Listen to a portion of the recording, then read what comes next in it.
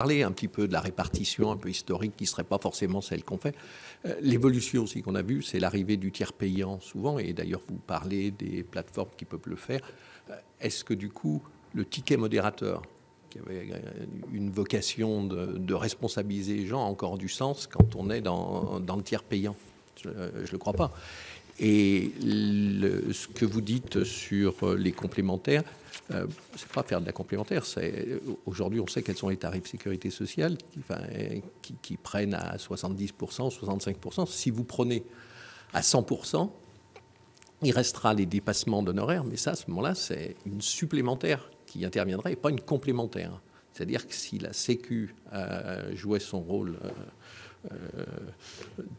même complémentaire, est-ce que vous avez chiffré combien ça vous coûterait? Parce que certes, ça serait un prélèvement supplémentaire, mais ça serait, avec des frais de gestion moindres, ce serait un pouvoir d'achat supplémentaire pour ceux qui ont à payer aujourd'hui. Et surtout, ça rétablirait une équité qui n'existe pas, puisqu'aujourd'hui, les complémentaires, elles ne se font pas en fonction de vos moyens et en fonction de vos risques et que vous recevez, mais au contraire, que sur des critères qui sont purement économiques. Donc moi, je pense qu'on est là, nous, pour s'interroger et dire est-ce qu'on a un système qui a bien fonctionné, qui avait un état d'esprit vertueux, mais on s'aperçoit qu'il doit être remis en cause aujourd'hui parce qu'on pousse.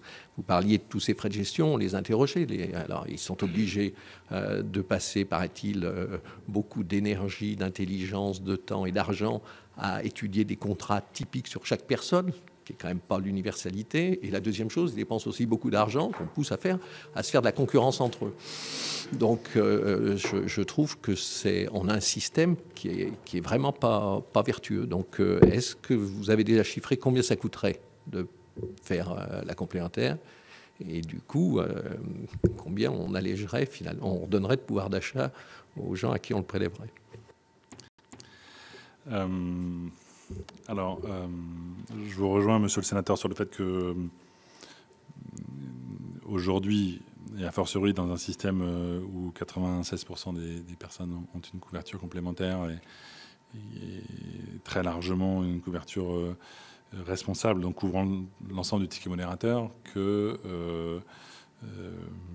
ce dispositif est d'abord un système de cofinancement, de partage de la charge, et pas un système qui aurait pour vocation de responsabiliser, laissant à la charge des patients une somme pour éventuellement freiner une consommation de soins qui serait, comment dirais-je, inopportune.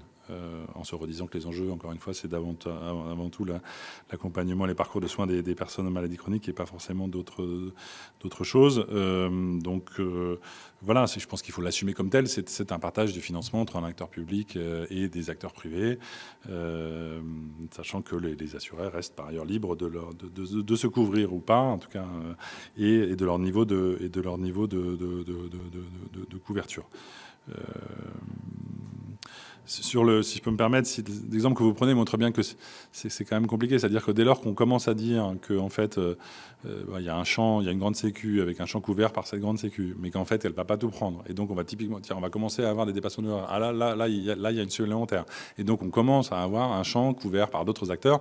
Et on peut imaginer, c'est ce qui s'est passé historiquement, on a commencé avec 20% de tickets modérateurs, et puis progressivement on est monté, donc on peut imaginer que si on commence la grande sécu, on dit mais il y a des champs pas couverts, au fur et à mesure, on va bouger les curseurs aussi. Donc je continue à penser que c'est quelque chose de très délicat. On n'a pas refait des chiffrages depuis, honnêtement, si je peux me permettre, tous les chiffrages, ils ont été faits par le Conseil de l'avenir de l'assurance maladie, qui a fait les macro-impacts. En gros, entre guillemets, si vous faites la grande sécu, vous supprimez les complémentaires, vous supprimez les frais de gestion, vous gagnez, entre guillemets, quelques milliards liés à ça. Et puis après, vous faites des transferts. Mais après, si je peux me permettre, là aussi, d'être un tout petit peu direct, vous supprimez les cotisations complémentaires privées, mais ensuite, il faut que le Parlement vote, par exemple, une augmentation significative de la CSG sur les retraités, parce que les retraités qui ne paieront plus de cotisations complémentaires, il faudra qu'ils payent quelque chose à la place. Et je ne vois pas très bien ce que ça peut être d'autre que la CSG. Donc, je ne sais pas, ce scénario-là, il est encore une fois, il peut rendre du pouvoir d'achat parce que le delta, il existe, mais on va augmenter les impôts de 30 milliards d'euros. Donc, en tout cas, je redis, moi, ma grande réserve sur un scénario grande sécu, tel que voilà, les avantages et les inconvénients ont été posés par le Haut Conseil, et je pense que les inconvénients sont substantiels.